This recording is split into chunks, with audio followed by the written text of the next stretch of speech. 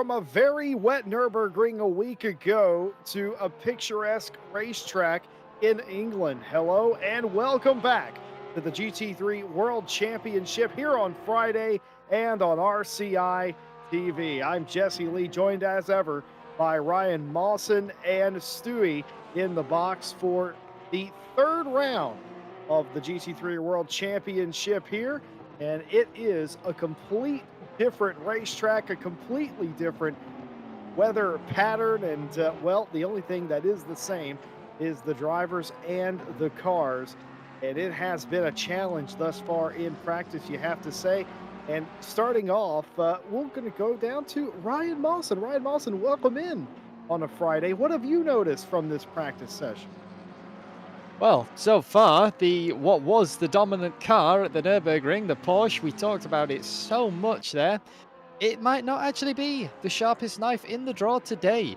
The McLaren, the 166 of Tinko van der Velde, is absolutely flying in free practice, but it is such a different circuit compared to Nürburgring. Not only just technically, but it challenges the drivers in a different way. There are so many corners, like the one that we're just seeing from the splitter cam. You need full commitment. It is a track that divides drivers, I would say. Some love it and some absolutely hate it. They say it's I think the term that that made me chuckle most was it is an overhyped go-kart track in someone's backyard. And having been here, I can tell you that, yeah, there is not much runoff to play with. It's a tight, twisty track, and it is very unforgiving if you get it wrong.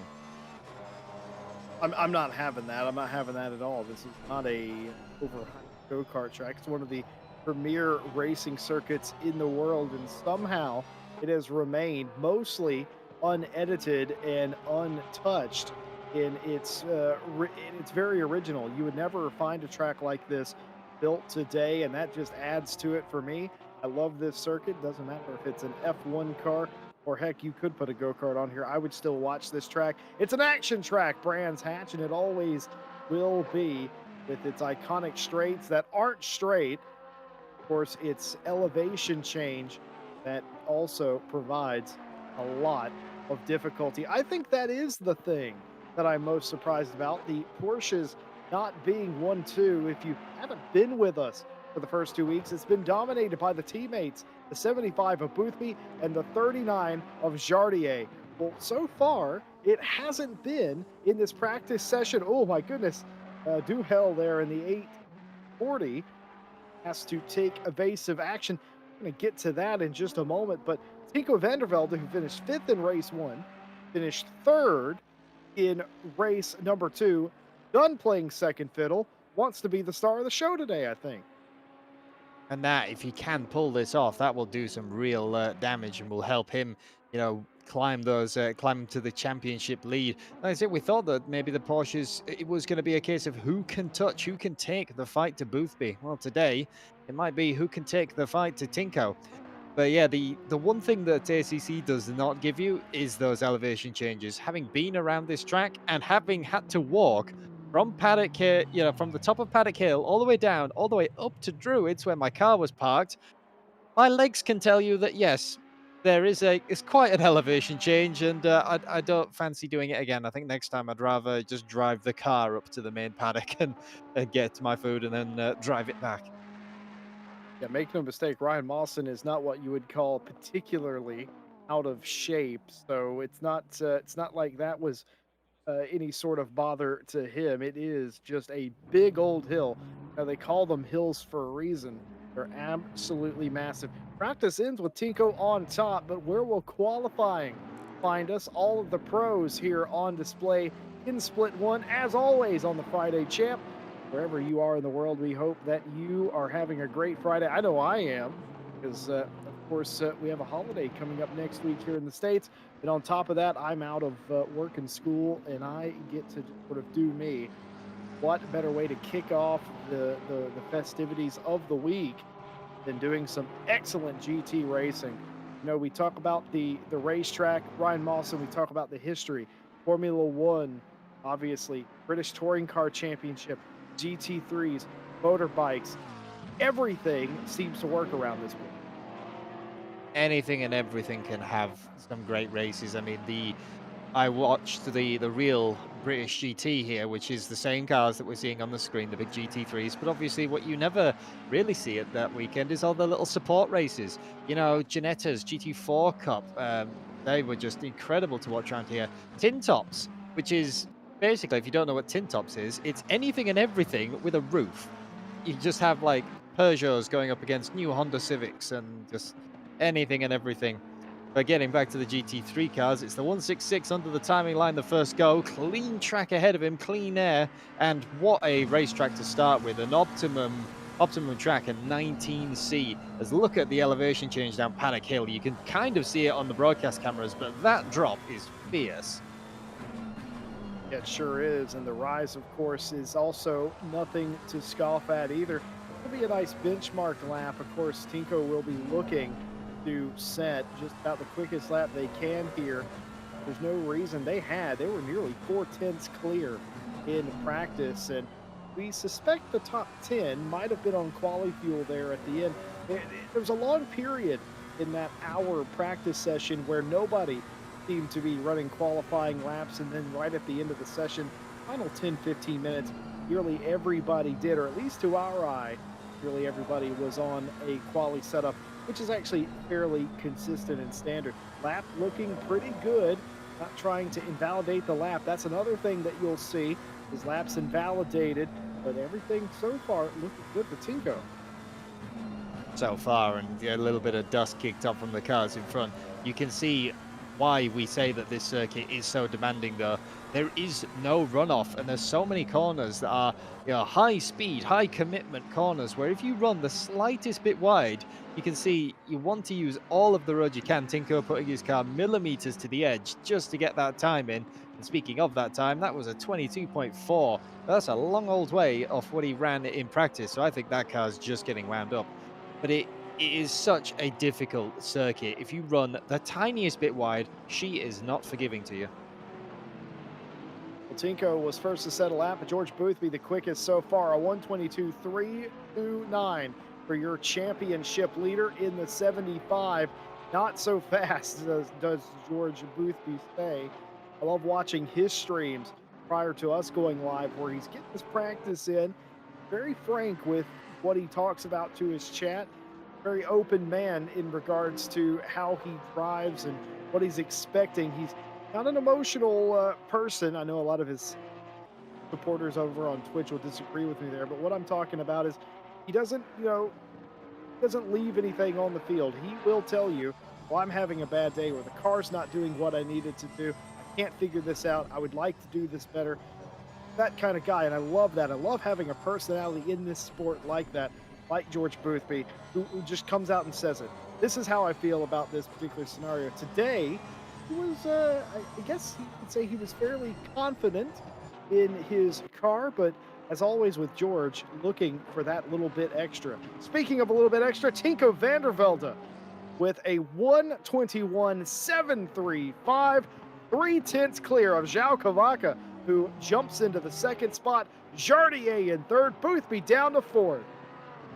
And that's another car that we said that we might have to keep our eye on today, are the Ferraris. There have been also a couple of other drivers that are also racing, like Harry Conway. He's also a fellow Porsche driver, and a lot of the Porsche drivers seem to be not enjoying themselves overly. They were also saying that the Ferraris are going to be one to watch, and Cavaca in the 33 showing immediately what that Ferrari can do. 5 minutes left of qualifying, and even though it's a bit of a quick fire qualifying as usual, at least around this track, you do get a few more laps to go at it. A 1:21-minute lap time means as long as you don't invalidate and waste the time with the outlap and warming the car back up, you can actually get a good few flying laps in. And sometimes that is just what some cars need. They need time to warm up to get their absolute optimum. Yeah, it certainly can be. Of course, not all the cars are created equal. They all have their own completely unique dynamic. And of course, it's all about setup as well. Some people like to under pressure the tires and get a few laps to get them up to temperature to try and hit that mark. Some people try to nail it on the first lap. It's all about driver preference, and sometimes it's not about driver preference. It's all about what the car's capable of. Boothby goes back to second, 2 tenths off the ultimate pace by the 166 McLaren. Everybody else chasing. Kavaka now down into third. Dardier fourth. Stevenson in the final top five spot in the 108 Bentley. I don't know if I would have called a Bentley in the top five today. Perhaps not, but it is a car that you can get some great pace out of here. It has a few traits, I would say, that actually, like, it's a hindrance at some tracks, but here it is a bit of a benefit. It has quite a tendency to swing the tail out. Once you've planted the throttle, the turbos kick in and you can make the rear end slide, which normally on a track that loses you time. It costs you so much. But here, when there are so many tight corners that you want a bit more rotation, you want to try and keep your front engined heavy car up with some of the mid engines and particularly the Porsches. That becomes a bit of an advantage. It is a car which Oh, is Rins! the come on, save it. Go on, my 81. Prince Crozen taking the alternate line, we'll say, down Paddock Hill. And what a scary moment. The car's gone and he manages to save it.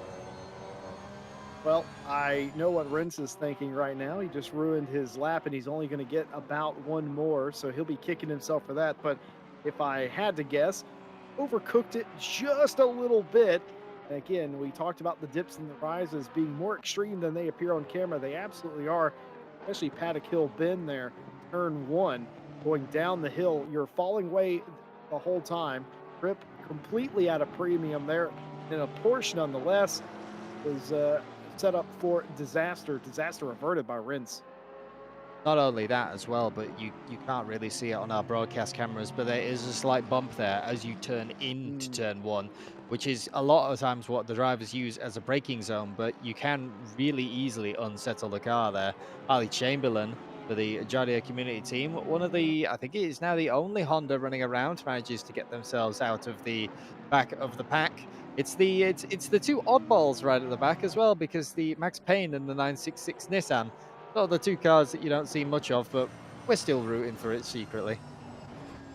You called Harley Chamberlain and Max Payne oddballs. They will definitely be in your DMs post race. That was Ryan Mawson who said that, not Jesse Lee. Please do not get that incorrect. I was talking about the Bentleys being maybe a dark horse pick today. Well, they obviously heard that and said, "Well, hold my drinks bottle."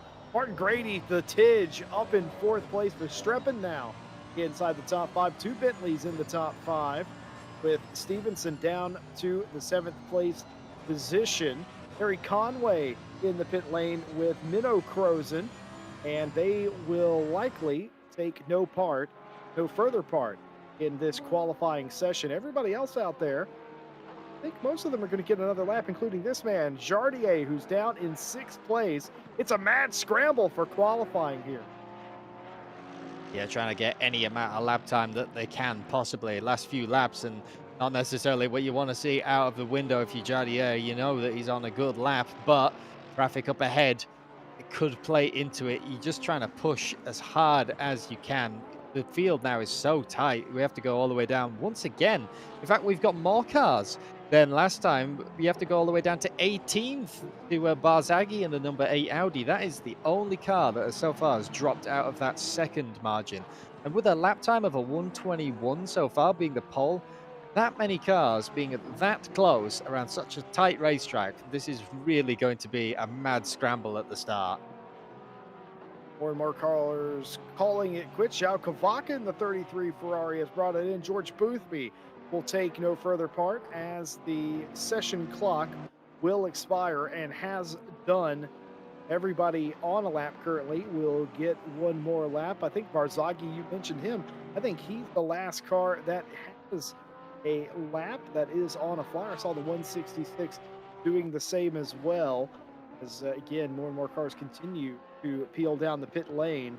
Strepping down pit lane, Harry Conway, I mentioned earlier, Mahalan, Savalainen all in pit lane, Borodai, Daldigny, Sundstrom, and Harley Chamberlain in the pit lane. Stakecki, one of the first cars over the line, can do no better than 23rd. We're riding with Rins, who may be on a quick lap. And what about Masoom here in going to be ninth place up to fifth? A 122.245. An excellent improvement by the Ferrari. I'm starting to worry where the Ferraris had went, but they've sorted it out. Somebody who's not sorted out, Rince Crozen continuing to drift around this racetrack. Now, I know they do drifts here, but this is not the race for it, mate. And still, even despite that, an improvement, but it does appear that that Porsche is set up incredibly twitchy. And Tinko van der Velde, just at the last second, decided that, you That's know what? unfair. I didn't have enough of a gap. I just wanted that little bit more. 21.5. He said, "You got within 2/10 of me. That was way too far outside my comfort zone." And here is the results of qualifying. Tico Vandervelde on the pole for the first time in this series at a purple first and second sector. The quickest lap overall. George Boothby had the quickest middle sector. Scroll down the list. Kavaka, Hanzik, and Masum, the top five. Taylor, Grady, Verstreppen, Stevenson, Conway, the top 10. Dubil, Barrier, Rinskrosen, Mahalan, Savalainen in the top 15. Minnow Crozen climbs Lawrence Barzagi. Borodai is your top 20. And behind them, Payne, Daldigny, Sundstrom, Stakecki, and Chamberlain are your starters today. 25 pros on a very tight racetrack. We talked about a couple of the things with this racetrack. We haven't even talked about potentially the most dangerous thing. We will get to that eventually. Well, here is how we've gotten here after 2 rounds in the championship. It's been all about Porsche. George Boothby, who won round one and finished second a week ago, has 137 points. Jardier has 118. If my math is correct, that's a 19-point difference. Tico Vandervelde, who is on pole today, came in 40 points out of the championship lead. He needs a good round today, and starting off with an extra point for pole position. Nicholas Taylor in fourth place with 96 points, just 1 point behind Tinko. And Konstantin Soldatov in the 911 rounds out your top five, just 1 point behind Taylor as well. Outside the top five, Caracas with 84 points, Kavaka with 68, Conway with 59, who wasn't very confident coming today, mind you. Herbert Verschell with 47. They're tied with Christoph Verstreppen. These are the teams that are looking for a little pick me up. Dubel in the 840 with 45 points, Anna Frave with 42, Martin Lawrence 39 points, Martin Grady the Tidge 36, tied with Mikhail Sundstrom for the 14th place position. Assume in the 49 with 31. They're tied with Jan Climbs. Behind them, Barzagi, Rinskrosen, and Minnow Crozen are all tied at 23 points apiece. Oh dear, that must be a tense dinner table. And here are the back of the pack: Chamberlain, Mahalan, Batistella, Borodai, Barrier, Thomas, Savalainen, Payne, Beeson, Stakecki.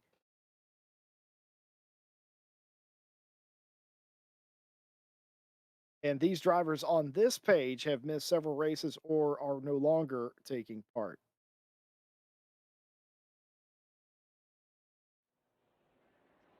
Well, that's how we've gotten here. 2 races down. Tinko's done it in practice, Mawson. He's done it in qualifying, but it's a long old race. Can he get it done in the race? A long old race, and it is one where you've got to be on your absolute full concentration. And the McLaren is what I would say is quite a stable, quite a known car. Doesn't mean though that when you start pushing it to the absolute limits of the chassis that there are there are quirks that even I might not know about. Even I could not dream of getting a McLaren into the what was it 25 was it almost around here. It's just monumental pace. It will be interesting to see how that McLaren holds up for the longest time. And then the other cars in the grid, I would say the Porsches, they've just got to watch what happens, as the usual Porsche life. Full fuel versus empty fuel, quite the different car. Some of the ones it will be interesting to see. The Ferrari I've heard is a little bit heavy on the front tires around here. Ferrari does have quite an interesting feeling front end, and I've known a couple of drivers say that if you're not careful and you don't watch that, you quite easily ruin your front tires. It is a track that tests the endurance of every car, and it will definitely be interesting to see who can manage that. Yeah, it's going to be a test today. And I was worried about Jardier, I will admit, in that 35. They didn't seem to have it quite in practice and in qualifying for the longest time. They were sort of in and then they were out as the times continued to come down, but they pulled it out at the end. I'm no longer worried about Jardier because starting inside the top five, the one thing maybe you are new, maybe you don't know who Jaroslav Hanzik is, aka Jardier, not seen him race. We've seen him enough to know that he always races better than he qualifies. And if he qualified in what was a third or fourth position, he is going to be a weapon here today. It is Tinko versus the Porsches for me today. Yeah, it will be. Tinko's got to keep his eye on the prize and probably one eye on the mirror. If you're going to be a Porsche driver, and you're going to pass anywhere here, it is going to be a hard into the braking zone move. And with both those Porsche drivers, with Boothby and Jardier, right behind you, the people who can maximize the braking of those cars, if there is anyone who is going to be, taking advantage of that section of the car, it's going to be those two drivers. It will be really interesting to see what they can do. And the Porsche has the added bonus as well of very good traction out of the slow speed corners and quite good acceleration. It's not exactly a speed circuit as Brands Hatch. We have the little back straight running down to, I think it's Pilgrim's Dip it is called. Other than that though, having that speed deficit around here isn't such a bad thing. And looking at the split times from qualifying, they were very, very close for Sector 1 and 2. The only place the McLaren shines seems to be Sector 3, and I think that is most likely the Sheen curve, that blind right-hander over the crest, just because of the more like the more downforce that the McLaren has. I think they've just got that little bit more corner speed through there. Other than that, though, I'd say these cars are very well matched. Well, here's what they're going to do tonight. 75-minute race around Brands Hatch. There is a mandatory pit stop. The mandatory part of that stop is a 1-liter refueling. No tires required. There is no driver changes in this championship. It is a single driver championship. There is always the theory of, do you change tires? Do you not change tires in a 75-minute race? That's what makes it quite so interesting. On another note, anyone's noticed that I sound a bit different. I do. It is the season for seasonal allergies, and it's. I woke up this morning and it started kicking me a little bit, but there's no way that I am going to miss this race today. Also, we talked about our predictions. Well, I think if you are Tinko, it's all on your head today, because if you want to get back in this championship fight, if you want to have a place or a say in who wins this championship, I think you have to win today.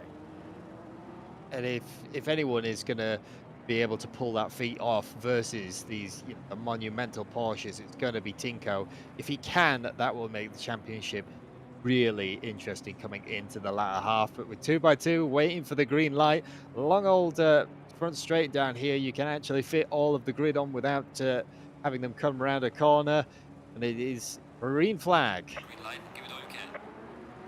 Green flag running down into turn one. Tico Vandervelde gets a good start, but Boothby gets an excellent start as well. They all sort of stack up. Boothby gets through. Tico gets through. It's side by side for third place with Kavaka and Jardier. Jardier's going to try to power around the outside. Kavaka's not going to allow that to happen. There's going to be contact. Jardier's off the track. They could be 3 wide down here. Jardier trying to cover off. Can't quite get it done. Taylor's going to go to the inside. Could this be a pass? Maybe a maneuver here. Thinks better of it. Falls back in the line. A successful defense by Jardier. But look at Taylor. And all of a sudden, Verstappen getting involved, trying to take Taylor now. That Bentley of Verstappen made a move into turn 2, but looking like they want to get an absolute shuffle on the early pace of this car. They are wanting to go. It looks like as well that they have got the pace. They are, they're not scared about warming that car up. The 747 wants to go. Verstappen is aggressive always. If you have not heard of Christoph Verstappen, just assume that they are going to try to overtake you all of the time. They have an ultimate attacking skill, and they will use it with extreme prejudice. Meanwhile, Nicholas Taylor for Plebnico Racing has not given up overtaking Jardier yet. Not yet, still trying to have a go. And speaking of having a go, this is Rins Kroos the 81. He's trying to cover off the Bentley. Has most speed in the straight line. I believe that is the 108 of Stevenson. And off in the background, that's one of the Mercedes. Oh, big one! Jonas Savalainen! Was that Darren Mulholland he had contact with? That wasn't. Oh, that was! Contact with the Bentley sends them both off into turn one. Savalainen coming off the worst of that, just trying to sneak up the inside. And as soon as you've had those few little touches, the braking zone just gets extended exponentially. I don't know if that was Mulholland or Stevenson. I'm not sure what Bentley that was that had contact, but either way, contact sent them flying. 3 wide thinking about it. I would think better of it. They're not going to think better of it. They're going 3 wide on the straight. Slow car down the inside. Dangerous moments. It's still too wide through the fast right-hander. Some dust kicked up and people still trying to file themselves back in. That's Kilms. That's the 329 that was slow. We've got a car off as well. That's the Sundstrom. That's the 899. Oh dear, they're still thinking about going 3 wide, boys. You don't want to be doing that here. Maybe on the front straight if you're daring, but certainly not through here. As a couple of cars off the 100 at the back of the field. Let's take a look what happened to Mikael Sundstrom in the 899 here. Oh dearie me. And the Bentley just having another bit of a touchy moment. That's one thing as well we will mention. We once again have our team of live stewards who will be live stewarding this race. All these incidents that we've picked up on, I'm sure we might get a few pieces of paper slipped under the door. And the 899 actually dipping in early for their mandatory pit stop. Oh, climbs. That was climbs the reason. there. He was slow. Yeah, exactly. Yeah, I was wondering that myself, Mawson. I was wondering why some of the cars were slow. There was a couple of contacts we had missed, and by we I mean you and me. Stewie didn't miss them at all. Excellent replays there. Meanwhile, the 81 of Rins Kroos continuing to try to get this pass done, but it's going to get it wrong here and go a bit wide off into the dirt. Going to lose several positions. 3, 4, 5 positions lost. Just a small touch with a Ferrari, and what did I say? This track is so narrow. It is barely 2 cars wide, but he's going to go 2 wide up through Sheen Curve with the Bentley. The Bentley's already on the grass. That's a scary moment for both drivers. Still trying to go on the outside. They are not taking no for an answer, is Rins Kroos. Can they out-drag them coming into the penultimate corner? Bentley versus Porsche. I would not say that this is going to be a drag race. They're going to win. They're still too wide. There's a bit of gravel kicked up, and that's up. But now look at the Lexus. Look at the speed of the Lexus. That's excellent. Look at the Lexus come through. Alexander Borda didn't quite have the qualifying that you dream of, but doesn't necessarily need it if they're going to have speed on the straightaway like that. Not only did that, but they were holding each other up where the cars in front of them. So again, added to the natural speed of that car, you get that scenario. We also saw Mikael Sundstrom, the 899, after that tap, come into the pit lane. They have fulfilled their mandatory stop. I don't hate that. Whenever you're already put at the back of the pack or near the back of the pack, get yourself out of traffic, run some quick laps, and go ahead and get your pit stop over with. See if the very long undercut, and it is a long undercut indeed from where he pitted, but he can make it to the end, I think, in that car. But we'll have to see how that all pans out. What happened to Max Payne here? Ah, yes, little hip check, as they would say in hockey. And once again, another bit of touchy. We have to remind the drivers that this is not the Nürburgring that we raced at last weekend, and that's the Bentley snapped hard. The Darren Mulholland Bentley, the front of that car gripped up hard when he did not want it to and sent him off. Ah, that Darren was a slide. Yeah, in the wake of the car, and also trying to follow that closely and turning the car, sometimes you just get loose, and I think that's what happened to Mulholland there. Just lost the nose of the car. Whether that was due to loss of grip or loss of aero, either way, excellent save to continue where they are. Now look at Martin Lawrence trying to go around the outside of Paddock Hill. Now that's not something you normally see as they continue to be side by side in Druids. Long old way around the outside of Paddock Hill, and the camber is just working. Camber and gravity is working completely against you there. They want to get around that 725 of Chamberlain. And speaking of, I was just about to mention how the Honda is one of the faster cars. It's hard to overtake in a straight line. Max Payne tried to use his speed advantage in that big bulky GTR. Look at the onboard from this. It fills the screen almost, but also the Honda's even thinking about it here. Are we going to go another 3 wide, lads? No, we think better of it. I mean this with all due respect. That GTR running around Brands is the single most ridiculous looking thing. I remember seeing them do this back whenever RJN was running GTRs, and I thought the very same thing back in 2015. How ridiculous a GTR looked around this tiny track, but it got the job done. Absolutely, and they are slightly better handling apparently in real life than what people let them on to be. Having known, I know one of the where the real car resides, one of the 2016 winners. So it's a last gen, but it still does well in Brit car nowadays and climbs. Trying to overtake the Honda. He's got the drag, got the better run out of the corner. Can the Honda do a cutback? This is a famous touring car move. You can see you get a better run down Paddock Hill, and if you can put yourself up the inside, you can force someone. They can't defend anymore if you're already alongside them. Climbs does manage to hold on to the position though, but that is a move that I do expect to see somewhere in this field.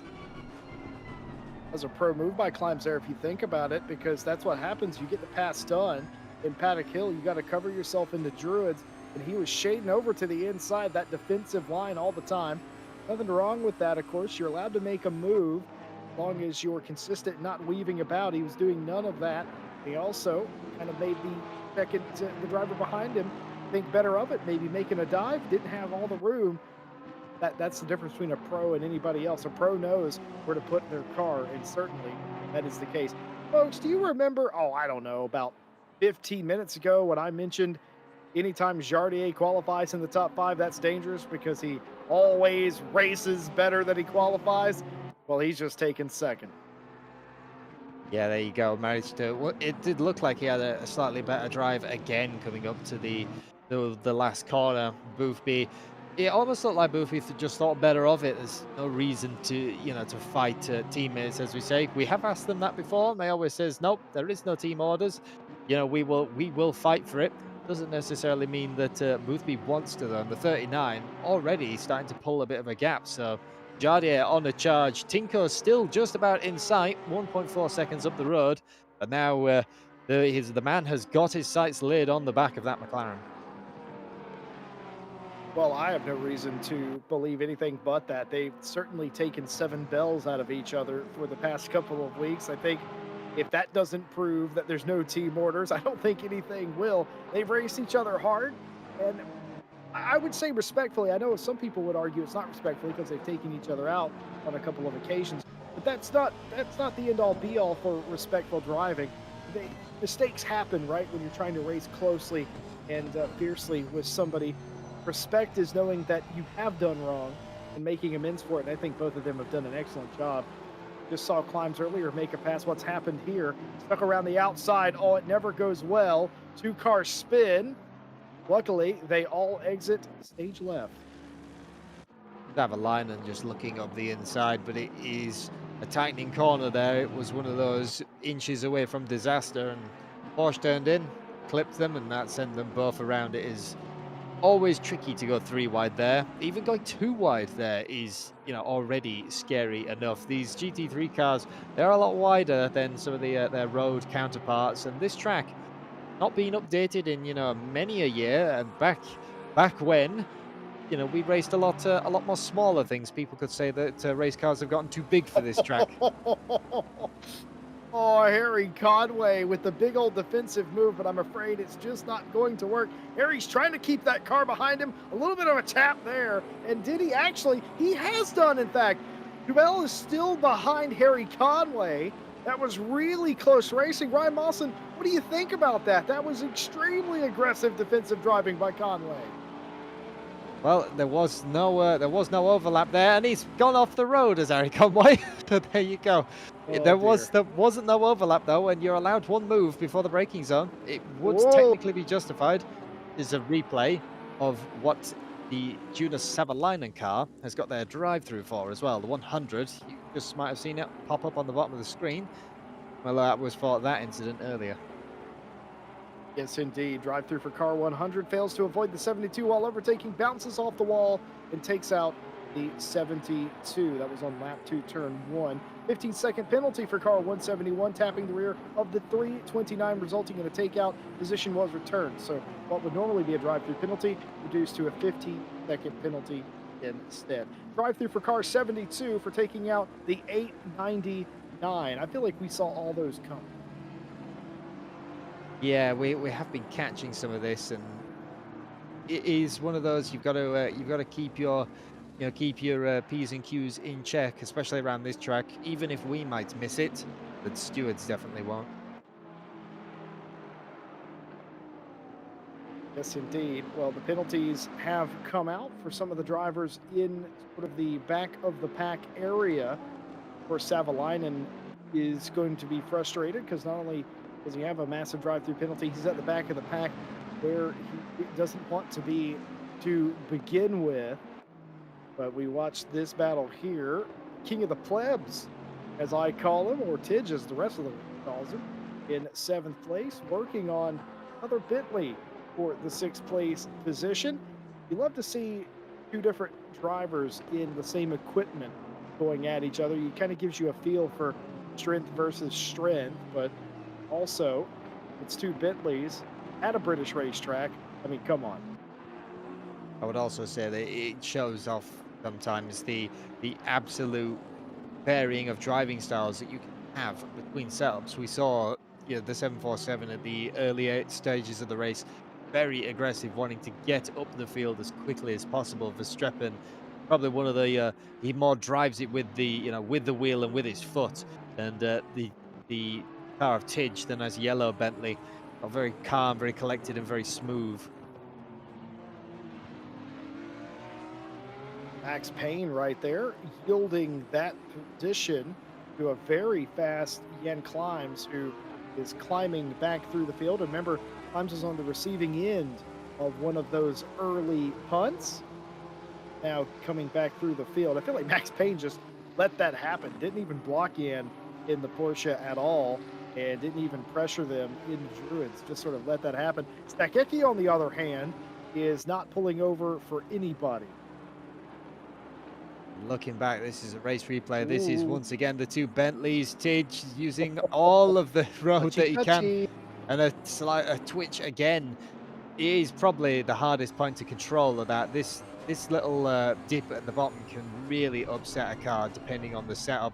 Hard into the braking zone into Druids, trying to probably get a bit of a a cutback and just get any sort of run. When it is matched equipment, Bentley versus Bentley, you have no advantage over the person in front of you. You have maybe the slightest toe around here with the slipstream. Otherwise, it is all setups and driver talent. Well, Grady knows what we all know, right? That if you are in matched equipment, you're going to have to do something different. Even if you are quicker, you're going to have to do something different to get by the guy in front of you, because there's no pace advantage. There's no corners that you have an advantage in because you're in the same stuff. So I don't think he meant to take that huge lunge, but even if he did, who's to say on the exit of Druids that Verstappen doesn't go off a little bit, then Grady has the run down into the left-handers. So you just don't know. You got to do something different to set yourself up, and Grady has certainly learned that with his time with the Gran Turismo Sport and ACC. So he knows that, and that's kind of sort of what he's going to. A lot of times you'll see drivers not specifically following in the tire marks of the car in front. Case in point, João Cavaca, who was not following George Boothby down that front straightaway. He was offset to the right a little bit. Yeah, which also then it just gives you that little bit more view of your braking zone and what even the driver in front's doing. Are they going defensive? Are they taking a different line to try throw you off? It's all these things you've got to think about. And also one thing that I am just noticing, I said there's only maybe one man who could chase down that McLaren. Well, the gap is closing. Jardier has now closed the gap to zero point 0.7 of a second. That was about 1.7, 1.8 when he first got by Boothby. Well, it's almost an inevitability when Jardier has pace. I was worried about him in practice. I was worried about him in qualifying, and then after qualifying, I wasn't worried about him at all. It's just there's nothing else you can say. It's just Jardier. Jardier comes out here. He has as much fun as anybody else. I knew he was playing a completely different game this morning, chilling out, on stream, having a bit of fun. Shows up to RCI's Friday champ and qualifies inside the top 5, and then he's like, you know what? I think I might want to challenge for the win today. That's just how Jardier lives. Jardier also, I've noticed a few times, he's a driver that I think, they learn as they go around the track. There's always, so much practice you can do, and you can theorize and strategize everything, but he does seem to be one of those drivers that you need to worry about in maybe the second half to the latter end of the race, because by then they will have figured out every nuance and they will have formulated a plan to get you. Even if you don't think that they have, they will be coming for you. Talked about how important this is for Tinko, right? 40 points back to get back in this championship. It's also really important for Jardier. 19 points out after 2 rounds, and that's after winning a week ago in the rain-soaked Nürburgring race. So they need to get a move on themselves. Winning today, especially on a day where it looks like Boothby is having a bit of a struggle. Still not catching up, hemorrhaging time. Taylor all over the back of him as well. This could be an excellent day for both of the top 2 drivers right now. It looks like it could be as well. You've got to move along when your friend is having a necessary bad day. That was, I think, a replay of the penalty. Came through the 840, but that was not what they got the drive-through for. Yeah, of course, we had a drive-through come through for the 840, forcing the 81 off the track, causing them to lose 3 positions. We saw that live, in fact, on lap 3 There you go. as cars coming down the pit lane. No further action for minor contact between the 28 and the 840. Racing incident between the 966 and the 72. 5-second penalty for car 33, forcing the 39 off of the track. There you go. That's the next round of penalties. So that was what they got the drive-through for. Slight correction, but they had also an NFA did the 840. So they are going to be under the eye a little bit more. We've talked about the updated penalties, that we now run. It does mean that if you get 2 drive-throughs, you can be disqualified from the race as well. And well, here we go. I think we've got a race on for the lead, Jesse. Jardier has caught all the way back up to Tinko, 0.2 of a second now. And now this is where you can start formulating your plan. You've got the draft. You're right in the mirror of the driver ahead. You can now start putting on that pressure. Tinko's sitting in that McLaren saying, life just isn't fair. This is not fair. This is not how I thought my day was going to go. For Tinko now, you're just trying to be as defensive as possible, get to where you want to pit, maybe kind of force Jardier to stay behind him as best you can. Got to go very defensive. By the way, did we see the contact between Jardier and Kavaka at some point? I don't remember seeing the 33 force the 39 off, but apparently it happened at some point. I believe it was a lap 1. There was a bit of crumpling up, and here we go. 39 ask you shall receive. Oh yes, I do remember this now. Stewie is on the ball today. I do remember that because I was yelling into the microphone back right. Well, there you go. That is what they got the 5-second penalty for. A little bit of a touch, a little bit of a force off, but 5 seconds. You can live with it, but it is going to put the brakes on Kavaka's podium chasing dreams. And Taylor is now actually managing to gap them as well in that 17 Aston Martin. Well, we've seen this strategy come into play for the Porsche team drivers here at the front, the 39 and the 75. And on consecutive weeks, they flip-flopped their strategy.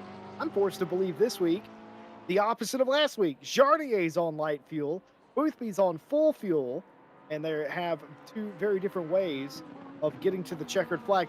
And you know what? The most annoying thing for everybody else is both strategies have worked and have been a correct answer in those consecutive weeks. And we've had an excellent battle coming to the flag as well. So I'm forced to believe it'll happen again based on, well, you know, that old saying when immovable object meets a unstoppable force and all that. I think that's Jardier and Boothby. Yeah, it's one of those roll of dice, see what happens. Both of the drivers, incredibly similar pace.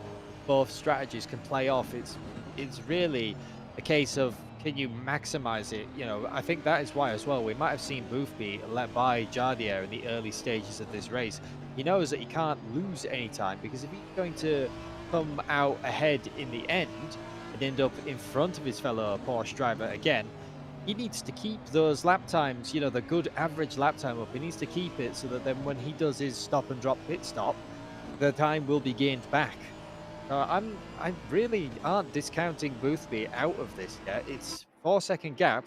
But how long is a fuel stop for a Porsche? Probably around about 4 seconds, maybe more. I think you've nailed it. I think you've absolutely nailed it. I mean, we've seen it for the past 2 weeks that the strategy for both teams have worked, and it's given them both a shot to win in consecutive weeks. And again, the fact that they can run the opposite strategy and make it work too, it goes to show these guys come with a plan and they execute that plan. I think the plan, by the way, for Tinko, who's still leading this race, like I said, it's very simple. Stay in front of Chartier, keep him as slow as possible, and that will help Boothby as we see Daldigny think about making an inside move on Mikhail Sundstrom there. Thinks better of it, but now Savalainen, who is right behind him, might have a shot, but doesn't have any track to get it done in. They all come single file in the third sector. But going back to Tinko for a moment, I mean, can you think of any alternate strategy? Because the only thing I can think of is you've got to be as defensive as possible. Well, if he knows that, we have a car off as well. That's the Borodai, that's the Lexus. What has happened here? Just a Oh, bit, just pulls off at that's the bottom of mechanical. Druids. Might be a mechanical problem that car has faced. We'll have to keep an eye on the Lexus. They do get it going again, though. That That was car's, definitely mechanical. car's still going and is still now going around the track. Slight hiccup there for the Lexus team. But for Tinko, I think the strategy, if he's realised that obviously he's going to be looking at the timing screen, seeing that the two Porsches are on obviously a vastly different strategy to both of them. If he knows that, or has a hunch that Jardier's on low fuel, he might actually try and slow him up so that he can still keep the lead after all is said and done in the pit stops, depending on what that McLaren's on a strategy-wise. But then it makes it so that his teammate once again has to battle him. This is a cluster here in contact for the second time in a half a lap. Martin Lawrence will get the position away from, I think that's Barzanki in the 8, and in fact it is. But look behind them, that's Mulholland behind them, and a Porsche that I believe that Climbs. That is indeed Climbs, who is in the back of this group. So an excellent recovery drive for Yan here in the 329. You have to give them credit. They got shuffled down the order with contact, but they have only got back inside the top 20. They're back inside the top 15. An excellent job there. Rins Crozen, who has gapped his brother Minnow, is now looking to get Harry Conway for the 9th place position. Conway was not what I would consider confident coming into today. Was a little frustrated with the track and the pace in his Porsche. But look at that. Rins Crozen into the pit lane. I love that strategy. Rins Crozen in, trying to possibly undercut once again the car of Harry Conway. A lot of odd strategies playing out today. And you do see that with some of the pro lobbies that we run at RCI. A lot of times we might say that there is, or a lot of people think there is one strategy for the race. Well, you come in at the halfway mark, don't you? Oh no, a lot of these people they'll formulate a half tank, full tank, quarter tank, 3/4 of a tank. There's just so many strategies fuel-wise that you can play. You really have to tailor it to your car and your driving style. And what's even going on in the field, depending where you qualify, what do you think the traffic situation is going to be, and what can you do to get ahead of your fellow driver? So you'll see people ducking in and out of the pit lane, all the time on these sort of oddball strategies. But we've seen it plenty of times where they've worked. Where we've been commentating and you suddenly looked and think, hang on, how has that Porsche gained three positions in the space of the pit stops? Yeah, it's strange, isn't it? People call racing boring somehow. What sort of education that they have on racing, but whatever it is, it just doesn't seem like it's good enough. How could you think that anything that we're seeing here boring in the slightest? I always say motor racing is like playing chess at 150 miles an hour. And it really is. It really is that. There are strategies on top of strategies on top of strategies, and they change throughout the race. You'll have a plan A, B, C, D, E, F, G for the race, depending on what happens. You have an accident early, you go to plan B.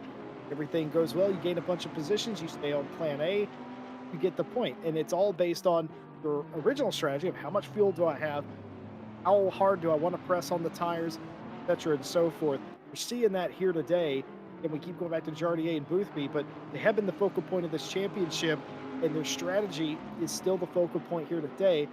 Very clear to us in the booth that they're on two different strategies again for a third consecutive week, and we just don't know how it's going to play out for them. We don't know how it's going to play out for everybody else. Keep in mind, Mikkel Sundstrom leads of the drivers that have pitted. Mikkel got sort of spun off earlier in the race, was the first car on pit road, and of course, because of that, was able to make up a significant portion of time. Times was sideways right there, but because Sundstrom was first in, they are now the leader of all the cars that have pitted, despite the fact that they were definitely behind Daldigny, Rinskrosen, and Dubel before the pit stop. Average time is always the game. If you can lower that number of your average time, in the pits and average lap time, will always benefit you. That was quite a lap to behold as well. When we were talking climbs, managed to go around the outside of the Bentley of Mulholland. It's a long old way. Did manage to get it to stick, Mm. just using the extra grip that our car's got. And then it looked like we had briefly had a straight line drag race between Valentin Barrier, that is the blue and red Jardia Community Team Bentley that we're seeing in the background, and the 777 of Mulholland. But Mulholland is not dropping off. The 329 got by, but he is still chasing hard. Yeah, you can definitely tell by the body language of that Bentley just how hard they're driving. Speaking of hard driving here, Mikhail Sundstrom's about to get passed by the Ferrari. This is for the lead of the cars that have pitted. Mikhail knew that they were beat and took the outside. So change for the lead of the cars that have pitted. The 840 Emil out in front right now. Keep an eye on that. That might be a top 10 spot at the end of the day if this strategy holds out. And of course, Bell had a drive through as well. So that's interesting to say the least. I also have been told that one of the Crozens, Rins Crozen, I'm assuming, whenever he pitted, he definitely took tires and nobody else did. It is looking that way, but the 81 managing to claw themselves back up. It is a real coin toss here at Brands Hatch. I would say it's a track that can and can't chew your tires. It really depends on your driving style, which sounds a bit strange. But if you are really smooth on the wheel, you bring them up to temperature, you're nice and flowing, which you can do with this track. The tires will last. But some people drive it aggressively, and that will be that. And speaking of driving aggressively, here we go. That's what happened to Darren Mulholland in the 777. Ran wide, that little bit wide, caught the grass at the bottom of Paddock Hill, and that left the door wide open for Valentin Barrier. Barrier would have saw Mahalan struggling. We saw it ourselves just a little while ago whenever this man Yan got through. So Barrier would have went to school, known that, well, if it happens again, if I just go a little to the inside, a little offset like we talked about earlier, maybe I'll have a shot, and work that to perfection to Barrier. in the 72. What can he say about the 329 of climbs? Just absolutely climbing through the field now, trying to take away the 12th spot from Barzaghi now. But now as well, he's got probably the hardest battle to fight. 72. Now that they've got around the 777, which might have actually been the slight, the slight slowdown car there. The 329, any move that he makes on Barzaghi, he has to make it stick, has to make it around and gone, because otherwise that 72 of Barrier will jump on him.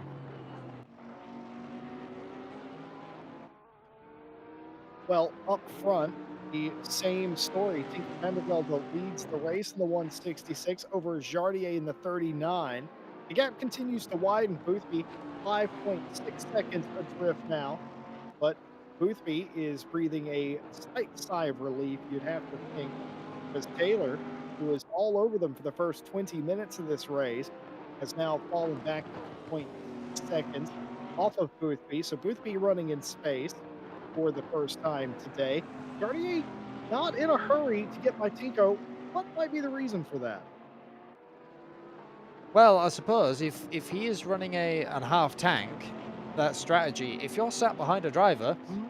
the slipstream effect, you'll use less fuel. You get a little bit of a tow, and you're essentially pulled along at the same pace, but with less fuel consumption, and you're still not losing any time. We've seen both of those cars still pulling away. So it might have been trying to elongate his strategy that was a short strategy become a long one, and that is another pass on the 899. That is now the 81. That was the Ritz Crossing car that we mentioned. Took tires getting around the 899.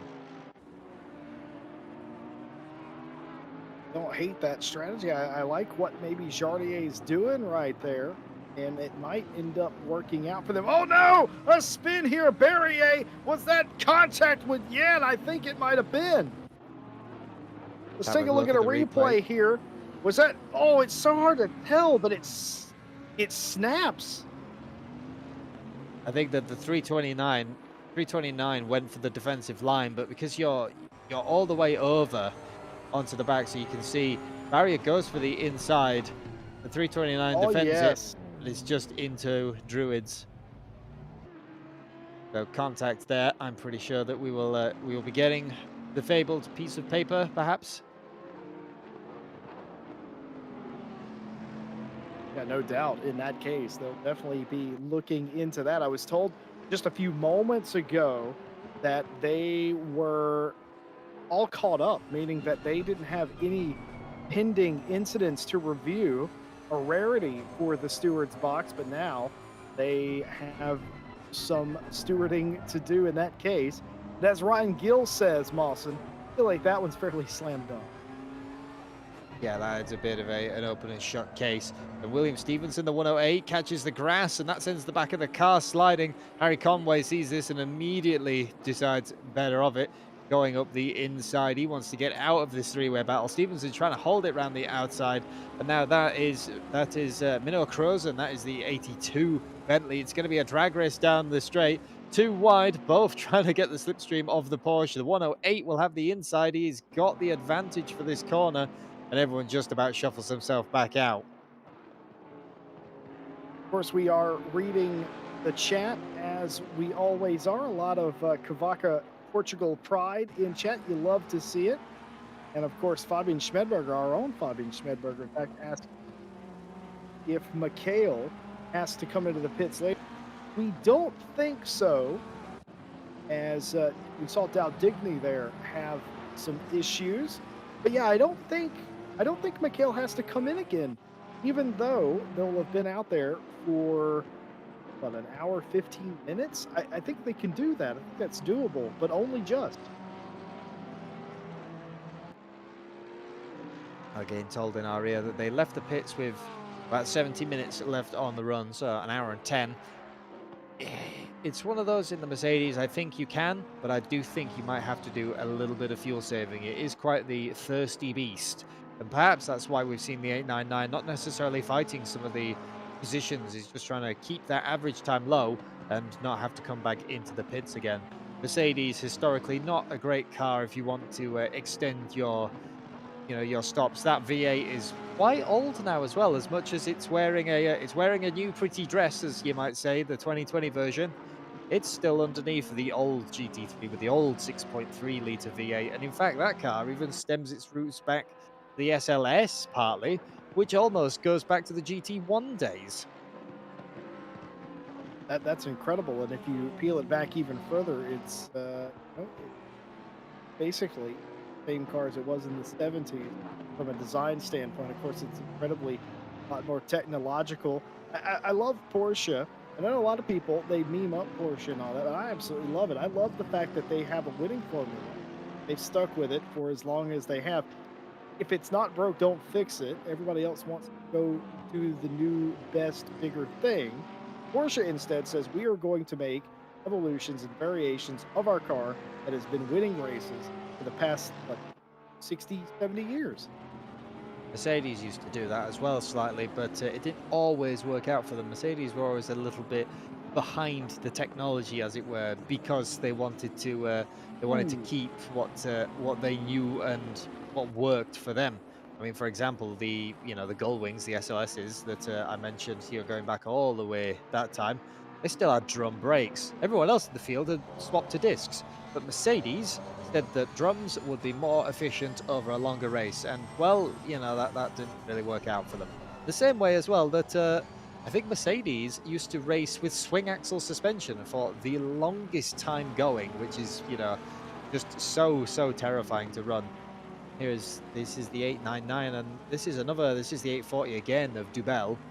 I think they'd had I think that car already passed Sunstrom, but obviously it did, yeah. had an issue, got back behind again, and the Sundstorms decided that, well, you passed me once, and I'll let you have it easy. Second time, I'm going to continue my race. Yeah, something happened to the 840. It passed him about 6 laps ago. Now finds himself back behind there, and it doesn't surprise me the way that they exited a couple of those corners sideways. Maybe the 840 Duvel's used up a little bit of their stuff. Not going to matter down the straightaway with that Ferrari. Quite quick indeed. Thinks about pulling out. Does maybe it's a little bit too late here, and agrees that it is just a little bit too late, but will stay as close as possible. Try and force that overtake. It'll be the second time that they've had to make that overtake, and that earlier replay we showing you was Crozen getting all sorts of personal with, I believe that was the 108 of Stevenson, in fact, who has come down the pit lane. Using the old chrome horn into Druids, gets the job done. Wonder if the stewards will take offense to that. Good racing here between Sunstrom and Duvel. And Duvel's like, come on, man, I was already in there. You can be in there all you want, but it ain't necessarily done, is it? It's a hard track to pass at. The 899 still managing to keep their nose ahead just about. The 840 once again looking to the inside. The 899 does give them space.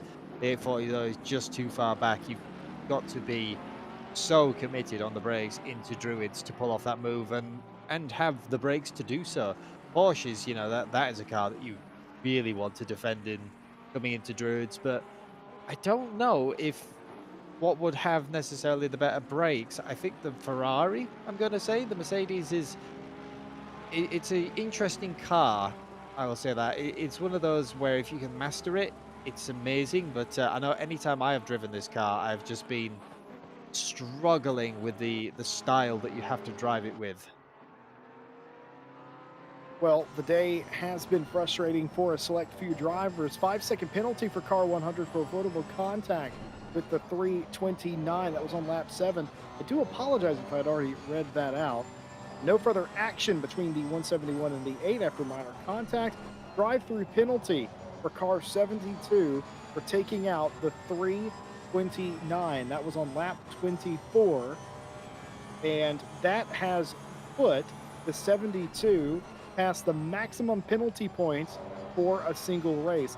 The 72 has been disqualified from this race, not the championship, but for this race, for exceeding the maximum penalty points you can occur in one race. Did I not say that earlier? I literally said now with the updated standards that we run, 2 drive-throughs will be enough to get you disqualified from the race. Case in point, ladies and gentlemen, 72 shall take no further action, at least in this race. An annoying day, I'm sure, for the 72 having to push it back down the pit lane. Yeah, Barrier will be furious about that as well. But those are the new rules. I call them new rules, but they've been in place for 19 days now. About 4 different championships running those rules. Of course, it was made public before any racing or even signups for those races went live. And everybody would have been privy to the new rules format, the stricter rules format in some cases. But there's another side to that as well. It's not always more strict. It's sometimes more relaxed for minor contact and things. Certainly, we've seen a couple of contacts today that surely would have been a penalty in previous championships that were let go. Jardier down the pit lane, right on schedule for him probably, and we will see where it all shakes out. Tinko free up front by about 7 seconds, but Jardier, this is the money stop, the one stop that they have, and we will have to see where, when the dust settles, where they all shake out. I don't know who I should be watching, Mawson. Should I be watching the gap between Jardier and Tinko or Jardier and George Boothby? I'm gonna see where Jardier comes out of the pits and what kind of traffic is around him. That is the one like problem with this. I say problem. It's a factor that you have to think about with this strategy is the short stop. Where you come out, if you are in a pack of cars, a pack of traffic that has not pitted yet, you lose so much time. And that is the 8 in the background. That's Barzaghi coming up to the line, but they will not manage to get them. And Jardier, with the length of that stop as well, we've been told, he has also changed tyres. So the 81 of Rins Krozen and the 39 of Jardier both have changed the tyres. For Rins Krozen, it does seem to have worked out though, has been managing to get almost all the way back up. In fact, they have got all the way up to second of the cars that have pitted. Could it be the strategy? I don't know. We now need to see what Jardier can do lap time wise. If he can put in those fast laps consistently, I would say that he can claw that time back again. I think there's a time period, Austin. I think there's a time period where it makes sense to take new tires. If you pit in the final 15 minutes, it probably doesn't make sense for you to take tires. When Rins pitted, absolutely made sense. Here, I think that was Jardier's scheduled stop. I don't think Tinko interfered with his strategy at all. I still think Jardier is on his plan A, and I think that was always the plan. And I think it's brilliant because not only did he get new tires, he's going to be quicker, and he also, did you notice, came out in clean air. A brilliant stop, an excellently timed stop. It could be a race winning stop. It could be, we could be looking back in several weeks from now, in December, we could be saying that was the weekend Jardier took control of this championship. We'll have to see, though.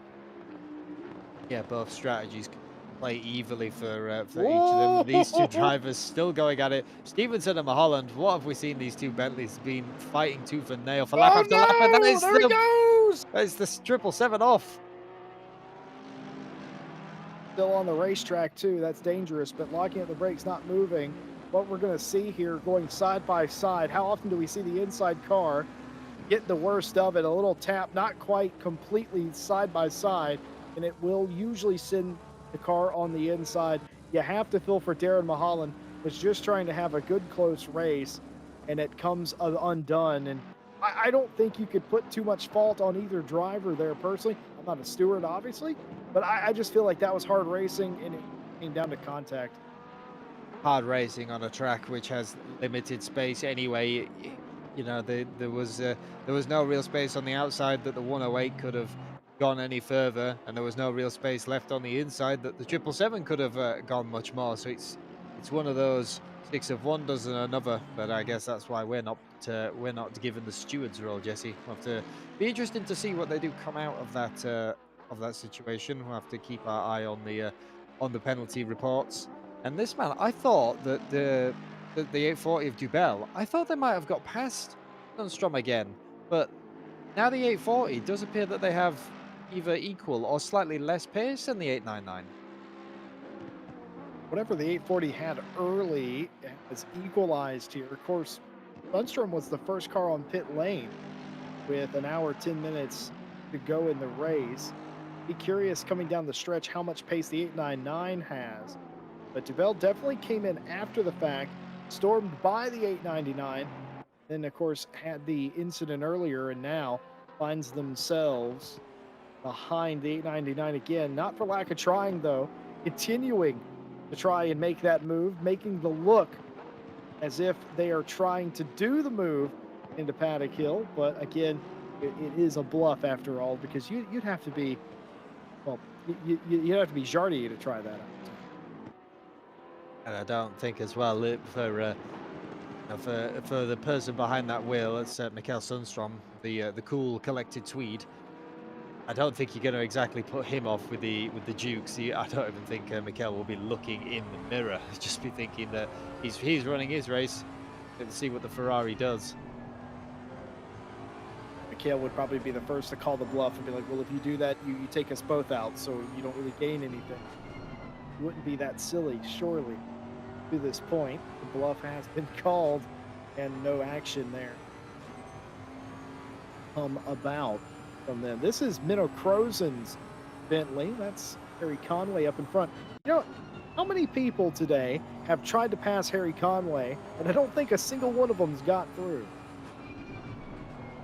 Oh, not so far. Harry Conway, though, is one of those drivers that we say, you know, he is great on the defensive driving. We've seen earlier when he really needs to, he can definitely show you where the door is and and slam it hard in your face. But the 28 just knows exactly where to put his car. He also knows when to defend. That is half of the battle. Is you can get quite flustered very easily, looking in the mirror and thinking someone is, you know, coming up incredibly fast, and start defending. All that does is lose you time. So it's knowing when to defend and when not. And even then, even with this moment, you can see the 899. He's not diving to the inside. He knows that there is nothing to be had in this corner. You don't need to defend early, and then because of that, the 840 can't get around. We want to talk about cool customers. Talk about Harry Conway and Mikhail Sundstrom, both very cool customers. Students of the racing art, I would say. They don't make a ton of mistakes in the race, and they're, as a driver, I would say they're damn frustrating to try and pass. Oh yeah, absolutely. Getting a good view from the splitter cam. Once again, looking over this lap, I don't really think that the 840 is necessarily, you know, good or bad anywhere. They just have very similar pace. You can see they keep trying this late braking, getting as close as they dare. But then the 899, because they're concentrating on the corner, they just get the better run. You can see them slowly eking away, and that is all those. You know, that is what how you get away. It's just those little bits of just eking away consistently over lap after lap after lap. Will the 840 try the look up the inside again? They will not. They've realized that that is not working on Sundstrom. They're going to have to, as you said earlier, think of something different. Yeah, you don't have a choice. You're going to have to do something that Mikhail's not doing. Maybe you have a little bit more pace. I'm willing to believe Duvel does in the 840 have a little bit more pace, but unfortunately, they don't have it where they need it, which is center of the corner off. They're equal, if not a little bit better, as Sundstrom in that respect. The 840 has the legs down the straightaway. I think he's made that very clear, but he just doesn't have what he needs. So you have to do something different. Study your opponent and catch them in a compromised position.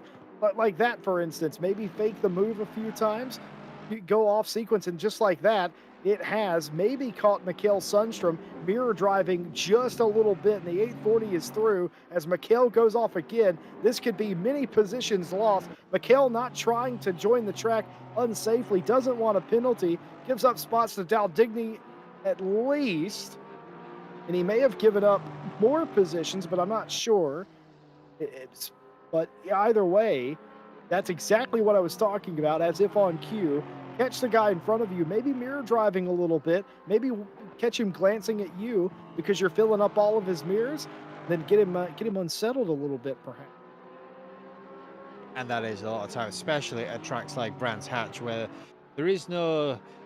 There's a few places where if you are, you know, brave versus brave, you can pass, but otherwise, it is very, very easy to defend for a long old time round here.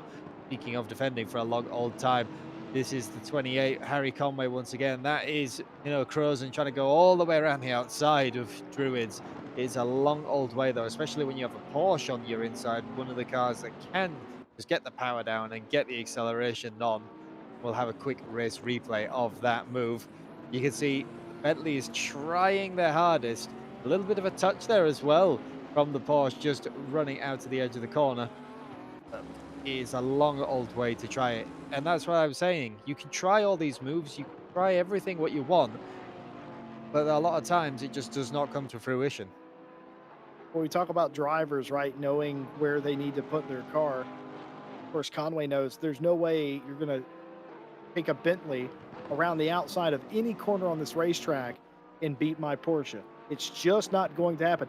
If I was in a different, if Conway was in a different car, maybe, but he knows that is very unlikely, considering there may be a bit of a pace gap by a tenth or so, but it's not that vast that it will carry you around the outside. So Conway just putting his car where he needs to put it. By the way, we have some Kavaka fans in the chat today. Well, the 33 running well inside the top 5 has that 5-second penalty, but it doesn't matter. They've got an 11-second gap to Verstappen in 6th place. So we'll lose them a little bit of time on pit lane when they inevitably have to pit. But beyond that, still going to hang on to what is a top 5, considering they're hounding Grady and Taylor, who have all found themselves sharing the same real estate. This could be a little bit better than 5th today. What an excellent run from the 33. Yeah, they would have to get by in the final moments and really, really go for it. And it's 840 as well, just in the corner of our screen, letting them by. They would have to get by and really try something fierce to get by, but this might be it. Lapped traffic. And they Oh, Tid! Grady has a big slide. I think that was trying to go around the outside of Martin Lawrence, I believe. That is one of the cars that they are trying to lap, reading the traffic a little bit better. Maybe it's the 33. He can see more of what's going on up ahead. Martin Lawrence letting them by. With a scary moment there for Martin Grady in the 18. Martin Lawrence did that to great expense, and Tidge has gone off here in Paddock Hill Bend, and that is going to lose them a position. How did they miss the corner here? Just missed the braking, got loose, had to save it, ends up on the beach.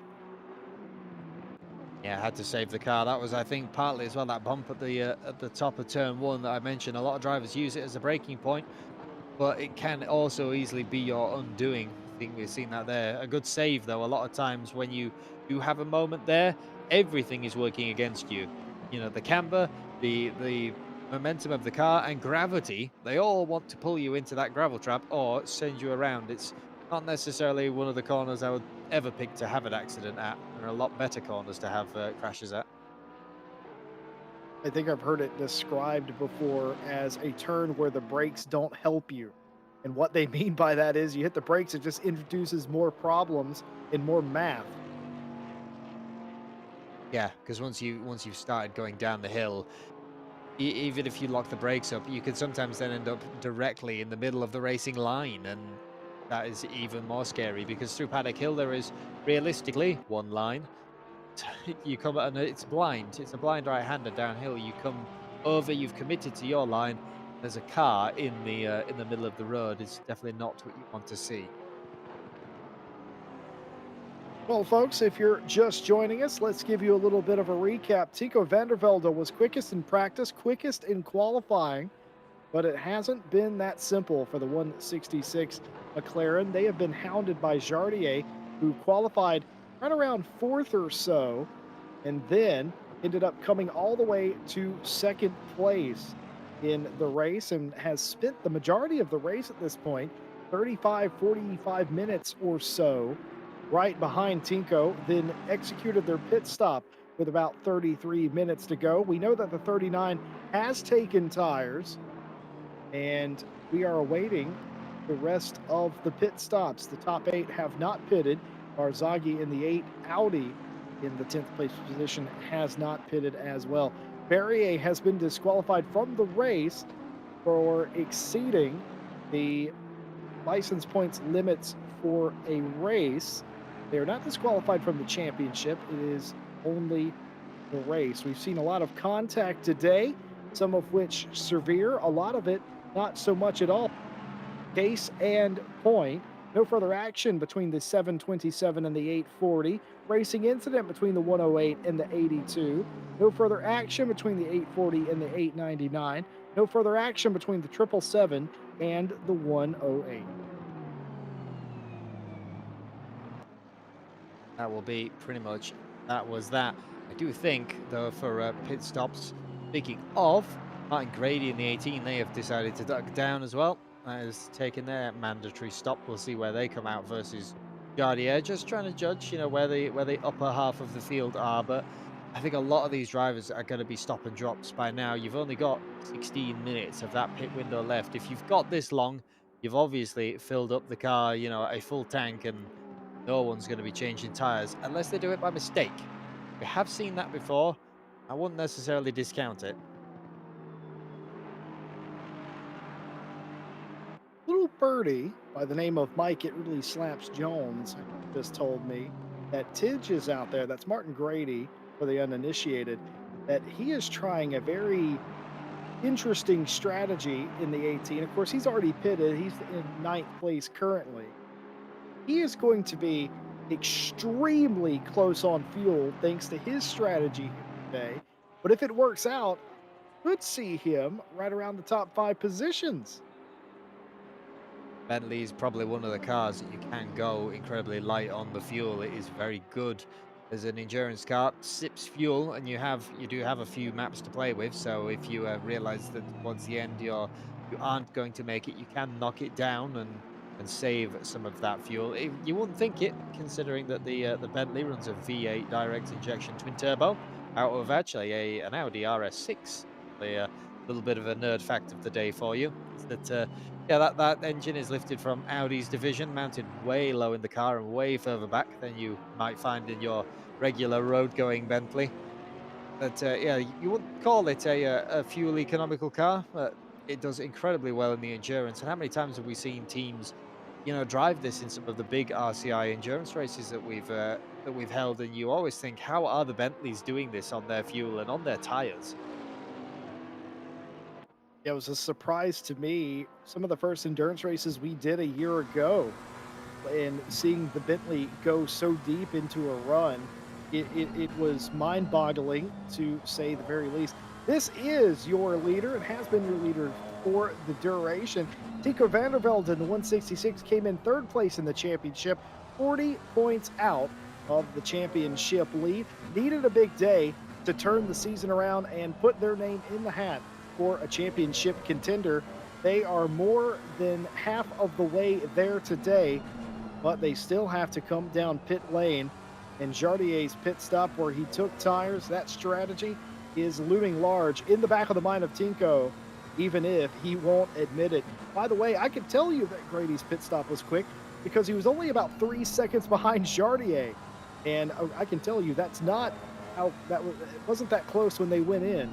So definitely got a leg up there. He is losing a bit of time, is Grady, but still, he got really close to what was the second place car. So top five, absolutely in the running. But of course, got to be running at the end. I hope he has enough fuel. Yeah, and like I said, 3.9 seconds just to Jardier, and that will mean as well, I think that the traffic situation for the Grady for the number 18 will be quite good as well, which will really help his strategy.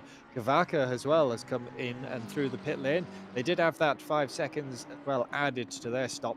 They have served all that. Penalty has been removed, and they are now 9 seconds back from Grady. So that car, the 33, has a bit of work to do if they want to be back again in the top five.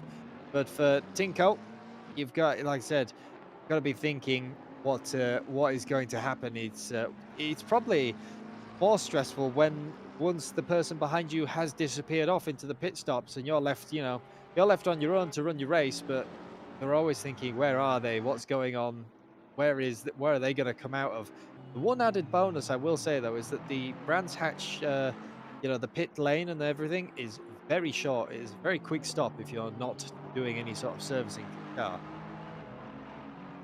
It is very quick. The thing that I've always hated is the fact that there's a chicane in the pit lane It's caused me to miss where the pit limiter line is a few times because I'm so fixated on getting through the chicane.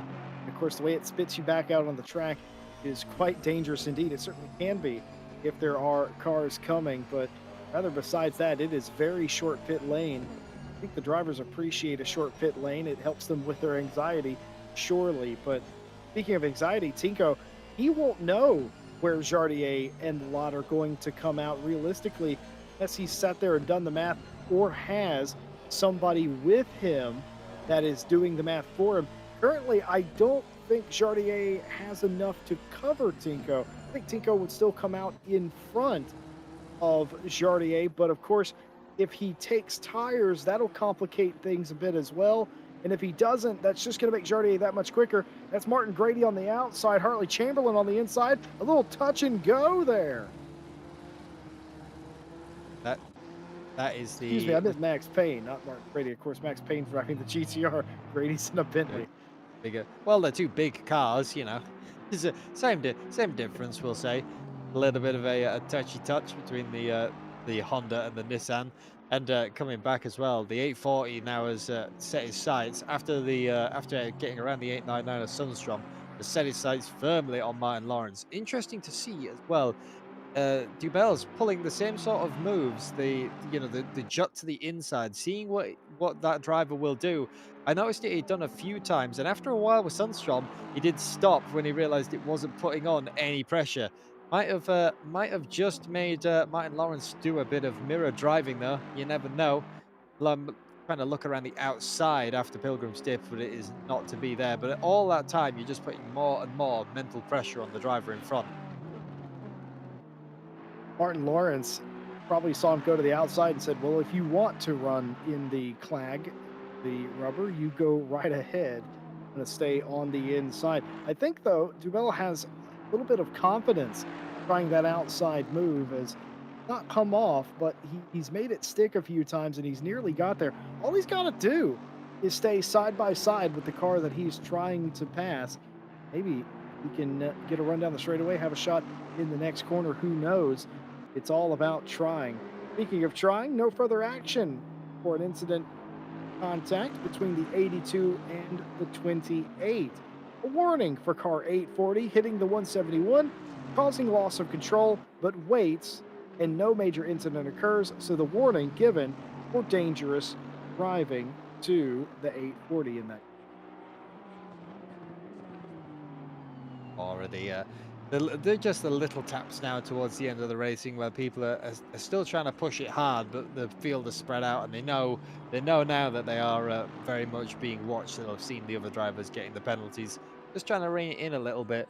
People who are definitely not reining it in is the 18. That was actually on our screen. That was the 18 Grady and the 17 of Taylor. So Grady has really managed to catch up to the front of the pack. Taylor wasn't a million miles away from the front pack when they pitted. That'll be interesting to see where Boothby and Co comes out. I'm thinking about that too. I'm actually thinking when they're going to be coming in, the three top cars still yet to pit. They've got 9 minutes left on the pit window. Are they trying to leave it as late as possible? I would think so. I'm trying to look where they actually are on track. Is the 166, and the 166 is now actually going down towards Pilgrim's Dip. I believe because there's not much traffic ahead, you've always got to read that. I think that the 166 Tinko will know he can't lose any time. That is playing the long game. As soon as he gets into a big cluster of traffic, I think that might be the cue to pit. But right now, he's only got a few cars in front of him. If you can still run your lap times, you can run good lap times. Why pit? It's a very valid response, and I think that's exactly what he's doing. And by the way, I think Boothby's actually closed in on Tinko just a little bit. It was about a seven, maybe 7.5 second gap. It's down to 6.7. That could just be traffic. You never know. Meanwhile, Dubel's still trying to get by Lawrence here. That's got to be uncomfortable if you're the leading driver. It's probably not too comfortable if you're the chasing driver either, following that closely. Because if anything happens in front of you, you're going with them. Oh yeah, absolutely. There is no coming back from that. If that driver is, made a mistake, you are also following that. It's why I think Brands Hatch it makes for some great racing though, because you have to think about all these things. You have to plan your move even more than say you do at other racetracks where you've got a little bit of runoff and a little bit of that safety net. Brands Hatch, you've got to sit and formulate your plan for maybe lap upon lap. We see drivers sit behind and you'll think that they're just, quite happy with where they are, and then suddenly the move will come out of nowhere. Certainly, some of the drivers today favoring the bump and run technique, and most of them, honest to goodness, the stewards have they've allowed them to do that. I don't know what kind of precedent that sets, but I think the stewards have a very simple motto: you can rub, you can race each other, but the second you wreck each other, it's a problem. And I think that they follow that quite nicely indeed. Was that Barzaghi in the pit lane? I think that was. So that was the car in 10th place. Barzaghi coming down the pit lane. They will stop and get their service done. That will leave us with just the top three who have not pitted yet, 166, the 75, and the 28. Jardier has cycled through of all the drivers that have pitted, of course, and you're not too far behind Conway, only 2.4 seconds back, in fact. So I wonder if Conway, when Jardier gets there, if Conway will just peel off, get their service done. Though, that being said, 6 minutes to go before the pit window closes. Everyone's running out of time. Yeah, they've got to start thinking about when you got to come in. As I think that for Tinko, they're just waiting for that time that they catch up to the lab traffic, and for Boothby, he's seconds back from Tinko. I'm just trying to do like in my head mentally, where will he be? Where will Jardier? I think Jardier might even slot between them. It's gonna be close, whatever happens, anyway. I'm just sitting here trying to work out what the difference is and try to figure out where Jardier is going to come through. It's going to be very thrilling indeed. Speaking of thrilling, Harley Chamberlain in the Honda NSX up the inside of Druids. I feel like Stakecki almost let him have that a little bit, but still side by side, not letting him have this. He's going to give him a fender. That's the only thing he's letting him have. And then all of a sudden, Stakecki loops it. How many times have we seen, Ryan, the car on the inside paying the ultimate price? Yeah, I thought he was giving it and then was not. But yeah, the that corner it will tighten up on you a lot more than you think, and ultimately the inside car most times will come off much, much, much worse unless the driver on the outside sees you and sacrifices themselves almost. Speaking of too wide again, this is Kavaka, the 33 with the fans in chat going up the Oh! inside of a Streppen who takes to the dirt. That is a long old way around that corner. Stuck his nose up the inside of the 33, gave him the space to the 747, but with the speed that you're trying to carry through that corner, it is incredibly hard to hang on to it. Well, I have a lot of confidence in Verstappen's abilities behind the wheel of a race car, but Bentley don't make a rally car, son. Well, not yet. You would. There has been some incredibly weird rally cars over the year. I will say that. I would.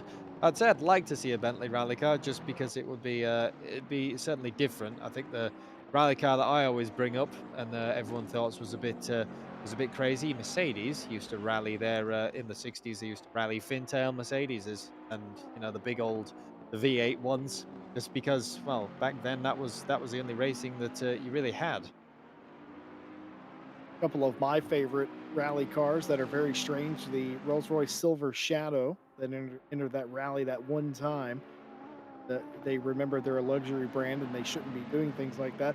And more to the same tune, Ferrari decided to enter some rally as well, or somebody entered in a Ferrari nonetheless. As there is right on cue, Harry Conway down the pit lane just as Jardier got to him. And Conway, the first of the top three to flinch now. That releases Jardier back into third place and will only have the top two, Tinko and George Boothby, to pit. And they will have to make a decision in the next two laps. and the 75, they're just coming up to the Sheen curve looking at the track map. It is definitely going to be a tight. You might think, oh, that's the other side of the circuit. But with how short the lap times are, you definitely can't blink once you've gone into the pit lane. They're going to be watching the deltas, watching what happens, and yeah, about 2 more laps if you're fast as well. That's the other thing with putting it down so close to the wire. Can't have anything go wrong. Oh, it's going to be close. Ryan Mawson, I've done the maths as you might expect, and it's going to be close. It's going to be real close. It wouldn't be an RCI race if we didn't do the maths. We can check that off now. Jesse has done the maths, correct. Oh, go ahead and fill up your free space on your bingo card. But beyond that, it's going to be real close between Jardier and Tinko. And of course, if Boothby continues to gain, it might be the same thing. You have to imagine Tinko and George are not going to take tires here. It's going to be the minimum delivery of a liter of fuel to satisfy the pit requirement, and they're going to be down and gone. And it's going to be very close because of how short this pit lane is. This could be a three-way battle to the finish, but it's most likely going to come down between Van der Velde and Jardier, but we will see. And here is Tidge, Martin Grady, trying to get the place from Taylor. This is literally what they were doing an hour ago. They've refound each other, reunited, and it feels so good, and the song goes on. But this is what effectively will be a battle for fourth place. That top 5 is doable. Well, the 18 has done that well enough. 11-second gap to the 33 after they'd served their penalty, and the 166 is in. The leader of the race, Tinko van der Velde, has come in, as well as George Boothby. He has followed him into the pit lane. Looking on the track map, where is Jardier? He had 33 seconds whenever he hit the line. Was Jardier behind the leader, Tinko van der Velde? And it is going to be a stop and drop. 1 liter of fuel, no tires on the 166 McLaren. And look at what we have here. Boothby is going to come out as well. It is the same thing for them. No tires, just 1 liter of fuel. And Jardier is behind. Jardier is behind this group still. In fact, has several lap cars in between them. The strategy has done brilliant work for Tinko van der Velde, kept Jardier behind him, has the lead, and it has Boothby behind him. Now, if I was Tinko, I would want Jardier to pass Boothby for maximum points today, but that is a big, tall order, but we've seen them go at each other for the 2 races prior, so 5.5 seconds, I think it's just a bridge too far. Think so. George Boothby, I was told a little bit earlier on as well, is that they are definitely trying to fuel save on the Porsche. You can hear when they go by, they're not really revving it out as much, and they're in map 8, I believe, when we last looked. But for 1 more lap, I think when Tinko crosses the line, it's going to be the white flag waved. They just need 1 more lap. You just got to, as a driver, you're sat there, you're praying, you're thinking, please, little Porsche, just sip. We need no big gulps of fuel, just a bit of a... And for Tinko van der Velde, they have nailed the strategy. They've given both Boothby and Jardier a taste of their own medicine so far. He needed it. He needed everything. I don't know who has fast lap, mind you. If somebody here in the booth could find that out, that would be great. I think Jardier, yes, indeed, confirming Jardier has the quickest lap. So let's Tinko does something immaculate here in the closing moments. I think Jardier is going to get the point for quickest lap, or points if it is a few. But you get the point. It was pole position and has led every step of the way. This man, Tinko van der Velde, driving for the Friday GT3 RCI champ team, which is not his team name, folks. That's just what he's called his car. You can tell a man that drives in a bunch of different series by what they name their cars sometimes. But the 166 needed a great race, Ryan Mawson, and they've absolutely nailed it. And that will really, like we said earlier on, perhaps not exactly the full, day that he wanted. He would, I'm sure Tinko would have much preferred Jardier to be in that second place, just for the maximum points that he could get. but it doesn't matter. The 166, obviously happy, flashing the lights. Tinko van der Velde will take the checkered flag here at Brands Hatch. George Boothby will come home a brilliant second place. The strategy working for him, and for Jardier, it will be a bittersweet third place. Ran second, just millimeters off the bumper of the leader all day, and will take home third in today's race. This is the battle for fourth place. Taylor, after all day staying in fourth place, the 17 comes home in fourth. Martin Grady in fifth place rounds out your top five. And Zhao Kavaka, after a brilliant race, comes home in sixth. The Streppen seventh. Minnow Crozen did a great job as well in the 82, coming home in eighth place. Harry Conway executed today in ninth. Rins Crozen up a bunch of spots in the top 10. Stevenson in 11th place. Barzagi Dubel, who recovered from the early incident. Sundstrom, the same story. Martin Lawrence, Daldigny climbs Chamberlain, Mahalan, Stakecki, Payne, and the list does go on. What an incredible race. It was, oh my goodness, Ryan Mawson, you can't sit here and wonder about what might have been. Actually, that's a lie. We get paid to do that. So we will do that. Should Jardier have passed Tinko when he had the chance? It is one of those that is such a difficult combination to say, because Jardier was not that far away, considering he also took tires. I think had he passed, he would have had to keep the pace up so much that he would have burnt more fuel. It would have used up the tires a little bit faster. The average time over the whole race for that stint, it might have been even further away. I think if he was going to do anything, and he most likely knew this, that he had to extend at least a little bit to bring himself into any kind of the battle. And a 30-second, a 30-second deficit is not an easy time to make up, and he was definitely not 30 seconds at the end of that race. No, it definitely wasn't. Well, it wasn't the massive points haul that you might have wanted or expected today, but it is a step in the right direction for the 166 as they continue to challenge for this championship. The whole point was to make the gap smaller at the end of the day.